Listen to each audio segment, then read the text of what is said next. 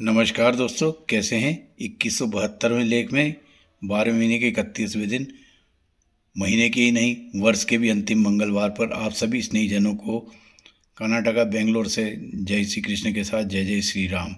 एक सर्वश्रेष्ठ आदर्श माता की जीवन यात्रा कर्म ही पूजा है।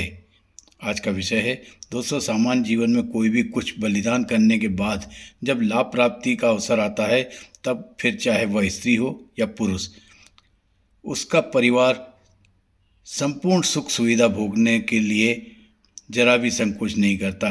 किंतु आज इसी विचारधारा और परंपरा के विपरीत आधारित एक सर्वश्रेष्ठ आदर्श माता की जीवन यात्रा पर आधारित लेख है।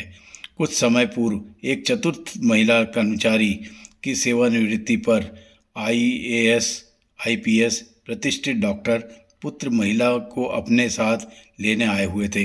यह सब देख विदाई समारोह में उपस्थित लोग अचंभित रह गए। यह समाचार पत्र पत्रिका में भी उस वर्ष प्रकाशित हुआ था और हम सब ने भी पढ़ा था। चतुर्थ महिला कर्मचारी की बुरी बुरी प्रशंसा भी करी थी।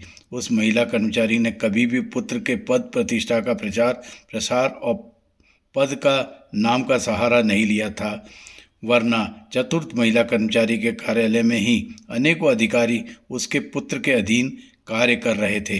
पिछले वर्ष घटी घटना भी त्योहार के सामने पुनः चलचित्र के समान सामने आ गई, जब हीराबा का पुत्र नरेंद्र दामोदर दास मोदी देश के वर्तमान प्रधानमंत्री हैं।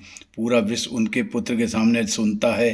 पुत्र को प्राप्त सभी सुख सुविधाओं का उपयोग करने का उन्हें संवैधानिक अधिकार भी है, किंतु सादगी पसंद हीराबा और परिवार के सभी सदस्य ने लाभ नहीं लिया। यहाँ तक कि प्रधानमंत्री भी सीमित मात्रा में सुविधा लाभ लेते हुए हीराबा ने तो विधानसभा वोटिंग करने के लिए भी ऑटो से गई थी और अंतिम समय में भी सरकारी चिकित्सालय तक 108 नंबर की सरकारी सुविधा से गई थी, जिससे हम सब ने अंतिम यात्रा में प्रत्यक्ष रूप से समाचारों में देखा भी था। उसी प्रिंट मीडिया को उनकी पुण्यतिथि 2 वर्ष पश्चात 30 दिसंबर तक याद नहीं रही।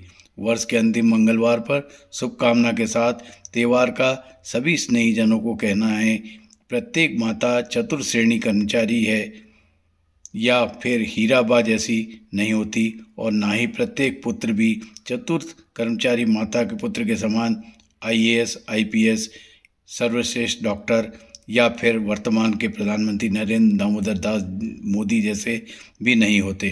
क्योंकि त्योहार जानता है, सादगी और संघर्ष अपने आप व्यवहार में नहीं आता, यह तो खून में ही जन्मजात रचा बसा होता है। दोनों माताओं को त्योहार की नज़र में सर्वश्रेष्ठ माताओं की आदर्श परिभाषा में आती है, किंतु यह आवश्यक नहीं कि सभी आदर्श माता के सर्वश्रेष्ठ संतान श्रेष्ठ श्रेणी में ही आए। वर्ष के अंतिम दिन आदर्श चतुर्थ श्रेणी कर्मचारी व प्रधानमंत्री की माता को वंदन अभिनंदन के उपरांत आप सभी स्नेहीजनों को जय जय श्री राम के उपरांत नमस्कार।